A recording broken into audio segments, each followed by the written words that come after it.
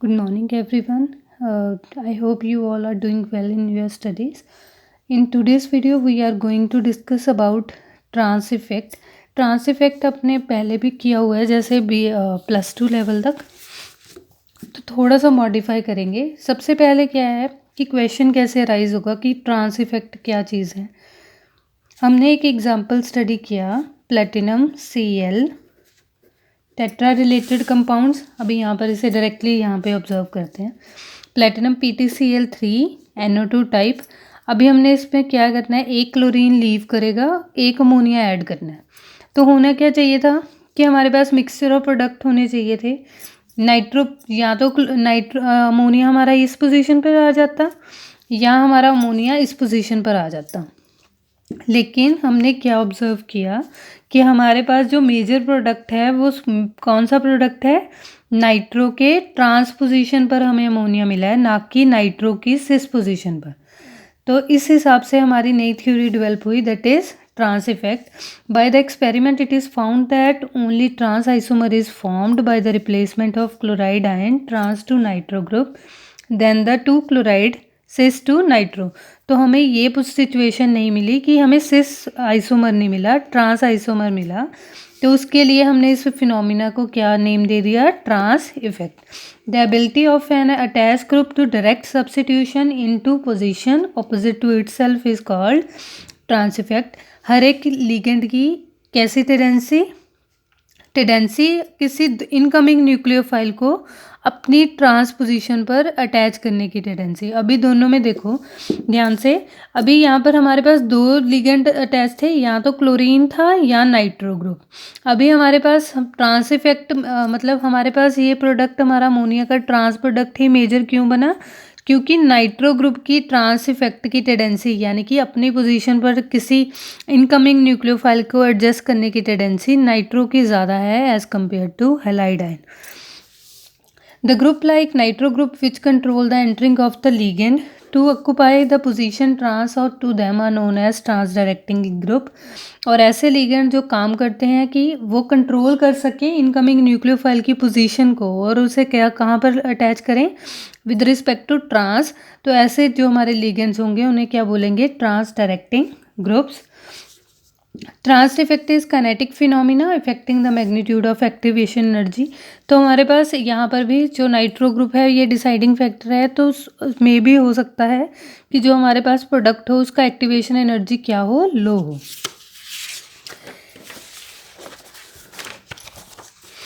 Next क्या है, trans directing series.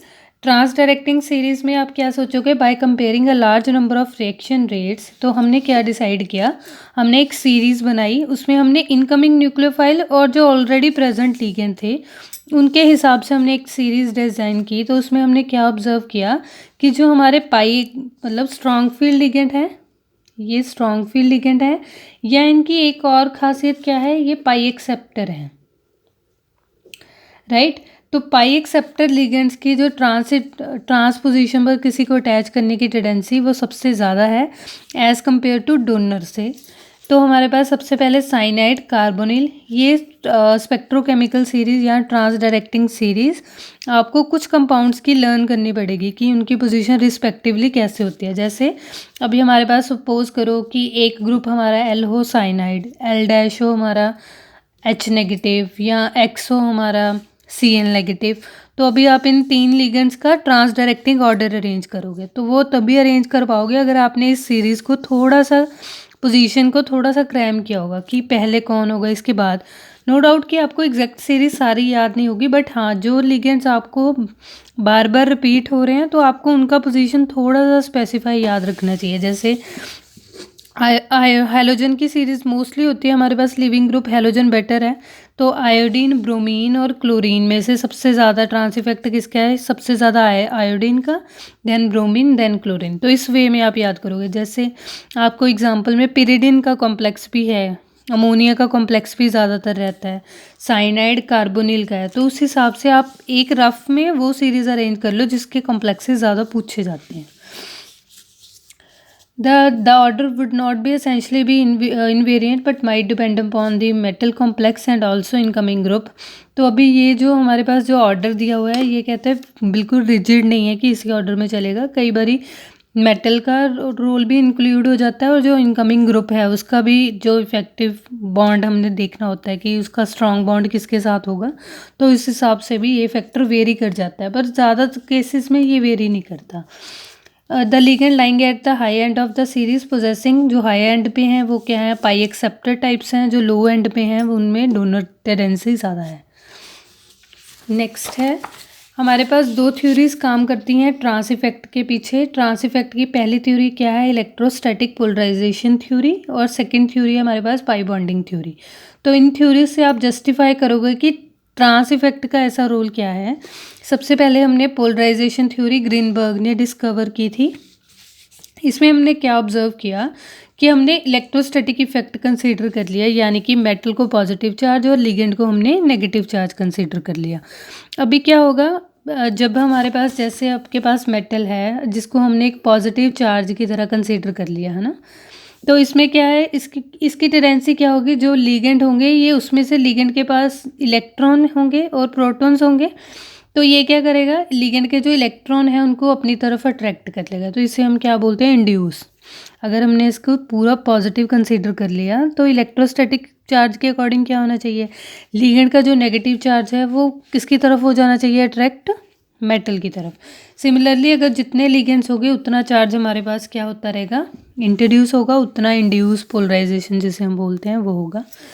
लेकिन वो क्या कह रहे हैं कि जब आपके पास चारों लिगेंड सेम नेचर के होंगे तो ये इफेक्ट एक दूसरे को कैंसिल आउट कर देगा, तो इसका मतलब ये थ्योरी तब काम नहीं करेगी।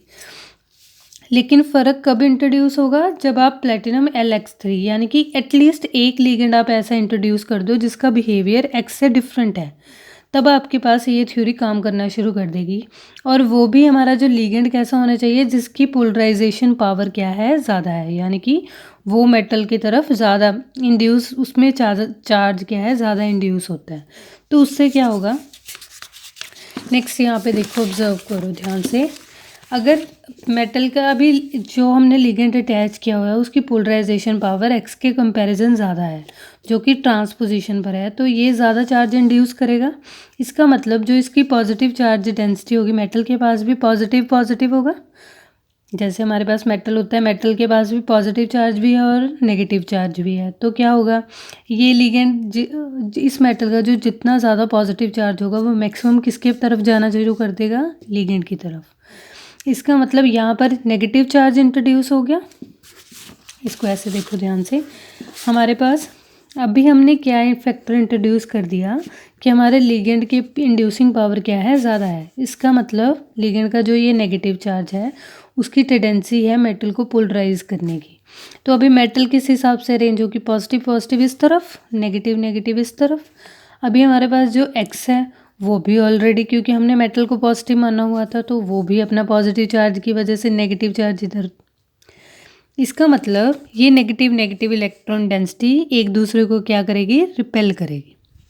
रिपेल करने की वजह से ये बॉन्ड क्या होता रहेगा, एलोंगेट होता रहेगा, और ये बॉन्ड क्या होता रहेगा, शॉर्ट होता रहेगा, क्योंकि ये तो पॉजिटिव नेगेटिव अट्रैक्शन है। तो हमारे पास ऑपोजिट चार्ज एक दूसरे को अट्रैक्ट करते हैं, और हमारा प्लेटिनम के साथ इसका बॉन्ड स्ट्रांग होगा और ये बॉन्ड क्या होता रहेगा, एलोंगेट होता रहेगा। क्यों, क्योंकि एक दूसरे को क्या करेंगे, रिपेल करेंगे। तो ये एग्जांपल यहाँ पे दी हुई है। हमने यहाँ पर पोलराइजेबिलिटी का फैक्टर तो उसी भी हाफ पे हमने ये डिसाइड किया था। अभी देखो नॉर्मली हमारे पास जो PTCl बॉन्ड है, PTCl बॉन्ड 2.32 एंगस्ट्रॉम का होता है, लेकिन अभी अमोनिया के जो हमारे पास इंड्यूसिंग पावर है वो ज़्यादा है।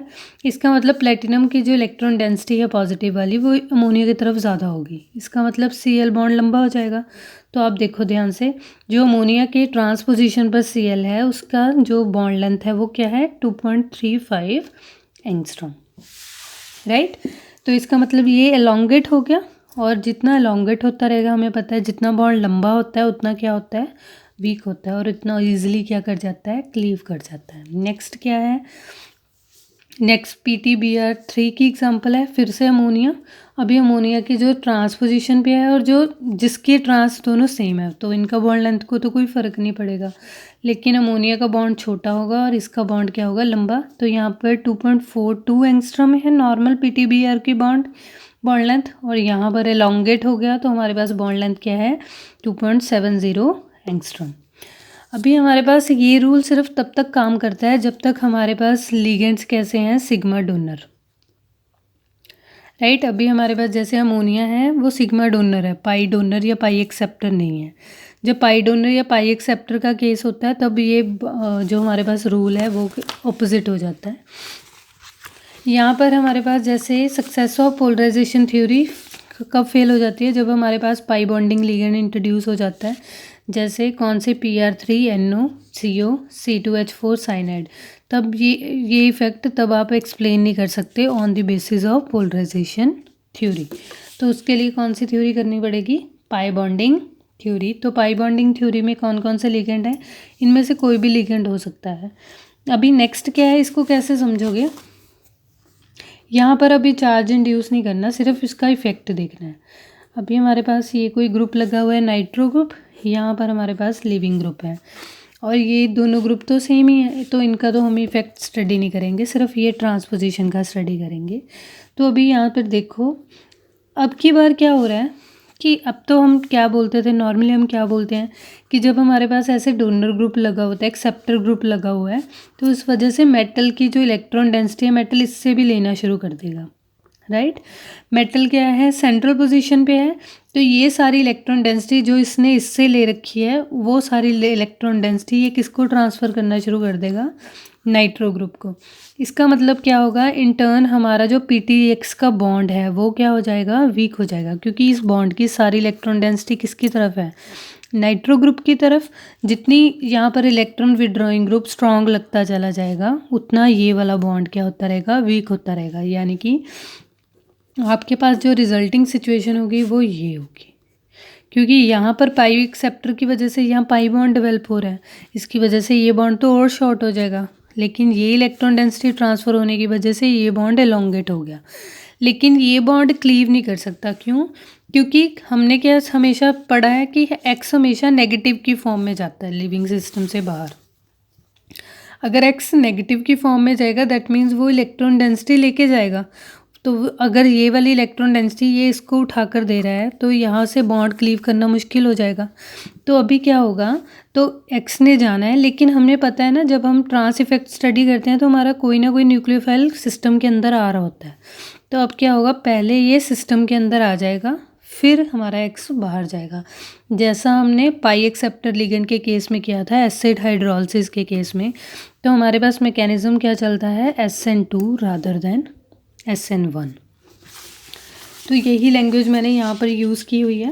According to this theory, the vacant pi और pi star orbital of the pi bonding ligand will accept a pair of electron from the filled d orbitals of metal to form metal ligand pi bond, either d pi p pi. तो यहाँ पर हमारे पास PTLX3 में d pi p pi bond back donation शुरू हो जाती है metal to ligand, but decrease electron density in the direction of ligand. लेकिन एक्स की तरफ इलेक्ट्रॉन डेंसिटी क्या हो जाती है, रिड्यूस हो जाती है। तो आप यहाँ पर यही एक्सप्लेन करोगे। लेकिन ये मैकेनिज्म फैसाइल कैसे होगा, जैसा मैंने आपको बोला कि पहले न्यूक्लियोफाइल का अटैक पहले हो जाएगा, दैट मीन्स SN2 फेवरेबल होगा एज़ कम्पेयर टू SN1। तो हमारे पास जो सिचुएशन होगी वो क्या होगी, ट्राइगोनल बायपिरामिडल। तब भी हमने स्टडी किया था कि ट्राइगोनल बायपिरामिडल इंटरमीडिएट बनता है, कोऑर्डिनेशन नंबर 4 से 5 बढ़ गया है ना, 5 कोऑर्डिनेशन नंबर में हमारे पास ट्राइगोनल बायपिरामिडल होगा, और फिर से एक्स हमारा ईजिली लीव कर जाएगा। तो यहाँ पर आप कोई भी लिगेंड लिया हुआ है, जैसे इन्होंने PR3 लिया हुआ है, तो आप देखो इसका ऑब्जर्व करो इफेक्ट, इसके इलेक्ट्रॉन डोनेशन की वजह से ये वाला d pi p pi bond हमारा बना हुआ है जो। तो यहाँ पर Y ने अटैक किया, क्योंकि इलेक्ट्रॉन डेंसिटी किसकी तरफ ज़्यादा अट्रैक्ट हो रखी है, इसकी तरफ, इस वजह से ये बॉन्ड छोटा हो गया, और इस वजह से यहाँ से Y का अटैक ईजी हो गया और X का जाना ईजी हो गया। सिमिलर वे में अगर यहाँ पर हमारे पास मेटल के पास फील्ड है और हमारा इंटर्न कोई पाई एक्सेप्टर लिगेंड लगा हुआ है, तब भी सिचुएशन यही है, यहाँ पर बैक डोनेशन स्टार्ट हो जाएगी और उधर से क्लोरीन यहाँ से अटैक क्या, वाई का अटैक क्या हो जाएगा, फिसाइल हो जाएगा। नेक्स्ट है अब सिंथेसिस एप्लीकेशन, जो बेसिकली हम स्टडी करते हैं जिसके लिए ट्रांस इफेक्ट। तो एग्ज़ाम में आपको ट्रांस इफेक्ट पूछा जाएगा, तो आप मार्क्स के हिसाब से उसकी एप्लीकेशन ऐड करते रहोगे। सिंथेटिक एप्लीकेशन जैसे सिंथेसिस ऑफ सिस और ट्रांस, तो हमने सिस और ट्रांस फॉर्म सिंथेसाइज करनी है, तो हमने एक जनरल फार्मूला ले लिया PT A2X2 और हमने बोल दिया कि हमारा जो X का ट्रांस इफेक्ट है वो A से ज़्यादा है। तो आप A का भी ले सकते हो, फिर प्रोडक्ट भी आपके उसी हिसाब से बनेंगे। सपोज करो मैंने PTX4 स्टार्टिंग रिएजेंट ले लिया, यहाँ पर मैंने PTA4 ले लिया। तो अभी पहले स्टेप में अभी X ऐड किया है, यानी कि अभी हमने A2 ऐड करना है, तो A ऐड करते रहोगे। अगर आपने स्टार्टिंग रिएजेंट PTA ले लिया है तो इसका मतलब एंड प्रोडक्ट तो हमारा यही बनना है, तो आप XX ऐड करते रहोगे। तो उस हिसाब से जो आपका आइसोमर बनेगा, आप बस ये बात याद रखना कि मैंने यहाँ पर X का ट्रांस इफेक्ट ज़्यादा लिया है A से, तो मेरा प्रोडक्ट उस हिसाब से बना है। अगर आप A का ज़्यादा लोगे X से, तो आपका प्रोडक्ट उस हिसाब से बनेगा, राइट। तो आप यहाँ पर एग्ज़ाम में भी ऐसे कर सकते हो कि पहले से आप दिमाग में ये मत रखना कि आपको सिस प्रिपेयर करना है या ट्रांस, आप रिएजेंट ऐड करते रहना। आपका जो ट्रांस सिस या ट्रांस जो भी इफेक्ट बनेगा उस हिसाब से आपका आइसोमर निकल के बाहर आ जाएगा। नेक्स्ट क्या है, तो मैंने इस एग्जांपल को प्रूव करने के लिए तो मैंने अभी लिगेंड फिक्स कर लिए कि मैंने PTNH3 ट्वाइस और Cl ट्वाइस बनाने, दोनों आइसोमर प्रिपेयर करने हैं, सिस और ट्रांस। तो मैंने एक रिएजेंट PTCl4 ले लिया। स्टार्टिंग रिएजेंट हमेशा रिएक्शन में आप चूज़ करोगे। अभी यहाँ पर देखो ध्यान से, सपोज़ करो कि मैंने ये इस मेरा एंड प्रोडक्ट था PTNH3 ट्वाइस Cl। सपोज़ करो यहाँ पे Br ले लेते हैं। अभी यहाँ पे मुझे पता है ये लिगेंड ज़्यादा है, तो मेरा स्टार्टिंग रिएजेंट पक्का यही होगा PTNH3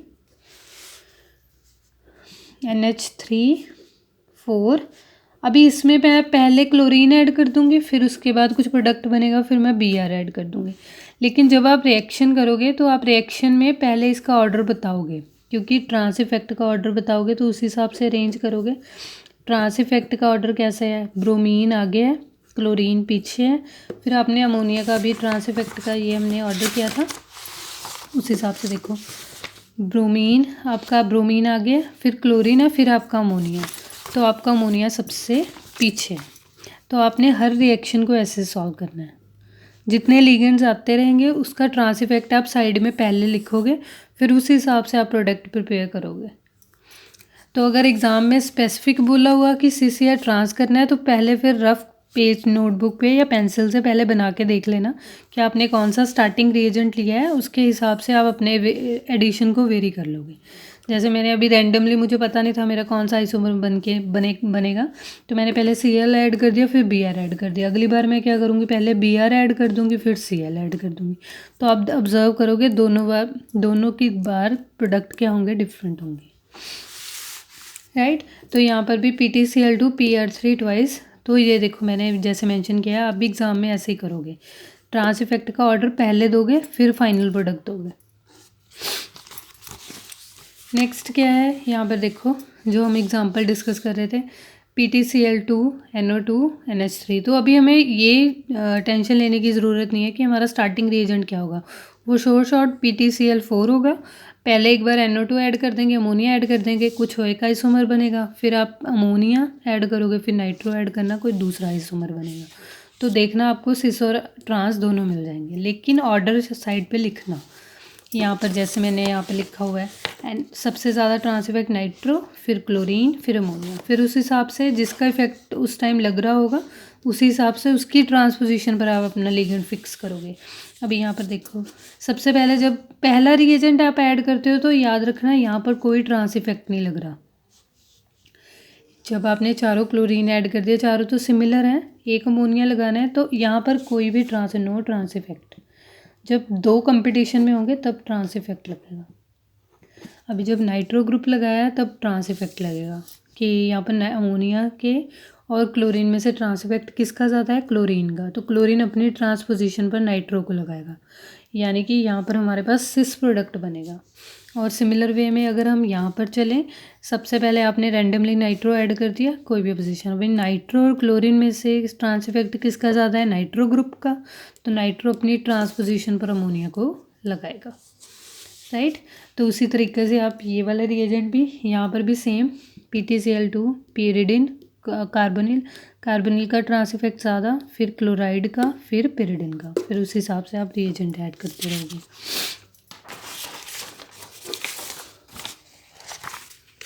again example PtCl2 C2H4 NH3। Again आप ऐसे ट्रांस इफेक्ट का ऑर्डर मेंशन करोगे। स्टार्टिंग रिएजेंट फिर से PtCl4, एक बार अमोनिया, देन इथीन, फिर पहले इथीन फिर अमोनिया, तो आपको दोनों आइसोमर्स मिल जाएंगे। नेक्स्ट यहाँ पर PyNH3Br Cl। तो अभी यहाँ पर कोई सिस ट्रांस नहीं है, क्योंकि सिस ट्रांस होने के लिए एटलीस्ट 2 लिगेंड सेम होने चाहिए। तो इसका मतलब आप कोई सा भी लेके, स्टार्टिंग रिएजेंट कोई भी ले लेना, रैंडमली उसको ऐड करते रहना। जैसे आपने PtCl4 ही लेते हैं हम ज़्यादातर, जो अगर Cl प्रेजेंट हो तो वही रिएजेंट ले लेते हैं। PtCl4, एक बार अमोनिया, फिर ब्रोमाइड, फिर आप pyridine, तीनों को प्रोडक्ट बना के, क्योंकि यहाँ पर सिस ट्रांस पॉसिबल नहीं है। नेक्स्ट है, तो यहाँ पर हमारे पास डिफरेंट आइसोमर हो जाएंगे। पहले आप ऑर्डर चेंज कर लोगे, पहले pyridyl डाल दिया, ब्रोमीन डाल दिया, फिर अमोनिया डाल दिया। यहाँ पर ऑर्डर आप तीसरा आइसोमर कैसा बना लोगे, पहले अमोनिया डाल दिया, फिर सेकंड पे pyridyl डाल दिया, थर्ड पे ब्रोमाइड डाल दिया। तो इस हिसाब से बन जाएंगे हमारे पास डिफरेंट आइसोमर्स। लास्ट है हमारे पास जो इसकी एप्लीकेशन ट्रांस इफेक्ट की। तो यहाँ पर हमारे पास सिस और ट्रांस दोनों आइसोमर्स दिए थे, तो हमें पूछा गया कि आप इन्हें कैसे डिस्टिंग्विश करोगे। तो हमने क्या इंट्रोड्यूस किया, हमने थायोयूरिया ऐड करना शुरू कर दिया। सबसे पहले जब हमने थायोयूरिया ऐड किया, जब हमने पहले थायोयूरिया ऐड किया, तो एक बार याद रखना, प्लेटिनम और नाइट्रोजन का बॉन्ड ज़्यादा स्ट्रॉन्ग होता है एज़ कम्पेयर टू PtCl। तो लिविंग ग्रुप ये बेटर तभी है क्योंकि इसका बॉन्ड वीक है। तो इसका मतलब थायोयूरिया जब हमने 2 मॉलिक्यूल्स ऐड किए तो हमारे पास 2 क्लोरीन ही रिप्लेस होंगे, इसमें कन्फ्यूज़न नहीं है करना। यहाँ पर थायोयूरिया ऐड हो गया। नेक्स्ट हमारे पास क्या इंट्रोड्यूस हो गया, अब दोबारा से थायोयूरिया 2 ऐड कर रहे हो, तो अभी थायोयूरिया का ट्रांस इफेक्ट क्या है, अमोनिया से ज़्यादा है। देखो ट्रांस इफेक्ट अमोनिया से ज़्यादा है, तो इसका मतलब 2 जो थायोयूरिया ऐड किए हैं, तो ये दोनों अमोनिया क्या करेंगे, इसके कंपैरिजन लीव कर जाएंगे। क्योंकि थायोयूरिया में भी हमारे पास लिगेंड थायोयूरिया ये होता है NH2C double bond O NH2। तो यहाँ पर भी एटलीस्ट नाइट्रोजन का ही बॉन्ड बन रहा है, पर ये क्या है, बाइडेंटेड लिगेंड है, राइट। तो जितनी ज़्यादा चिलेशन होती है उतना बॉन्ड स्ट्रॉन्ग हो जाता है ना। तो इस वजह से ये थायोयूरिया को ये एलिमिनेट, ये मोनोडेंटेट है, तो इसके डोनर साइड्स ज़्यादा हैं, तो इस वजह से ये सारे 4 टेट्रा थायोयूरिया का प्रोडक्ट होगा। लेकिन जब आप सेकेंड रिएक्शन स्कीम लगाओगे, ट्रांस प्रोडक्ट लोगे, तो अभी ट्रांस में फिर से आपने 2 थायोयूरिया मॉलिक्यूल डाले, तो ये दोनों थायोयूरिया रिप्लेस हो गए। तो अभी नेक्स्ट क्या होगा, अभी जब दोनों पोजीशन पर थायोयूरिया आ गए, अब फिर से थायोयूरिया ऐड करोगे, तो ये थायोयूरिया का ट्रांस इफेक्ट काम नहीं कर रहा ना, क्योंकि इस थायोयूरिया के ट्रांस पे तो यही थायोयूरिया है, इस वजह से ये अमोनिया सेफ हो गए और हमें डाई प्रोडक्ट ही मिलेगा, टेट्रा नहीं। तो इससे हम डिस्टिंग्विश कर पाएंगे कि सिस कौन सा है और ट्रांस कौन सा है। तो ये बेसिकली एप्लीकेशन है। वैसे जो ये हमारे पास रिएजेंट है ये सिस्प्लेटिन और ट्रांसप्लेटिन है, इनमें से एक आइसोमर हमें कैंसर की मेडिसिन में यूज़ होता है, इसलिए इनका प्रैक्टिकल यूज़ है। दैट्स वाई हमने ये एप्लीकेशन डिस्टिंग्विश की है, क्योंकि हमें एक पर्टिकुलर आइसोमर ही चाहिए जो हमारे मेडिसिनल पर्पस के लिए यूज़ हो सकता है। लेकिन ये जो ज्योमेट्रिकल आइसोमर्स हैं ये एक तरह से मिक्सचर भी बनते हैं, इन्हें रेसमाइज करना होता है, तो रेजोल्यूशन का ये टेक्निक है। तो देखो इसकी एप्लीकेशन में भी ट्रांस इफेक्ट हमारा काम कर गया, उस वजह से हम सिस और ट्रांस को दोनों को अलग अलग सेपरेट कर पाए। That's all about this topic. Thank you so much.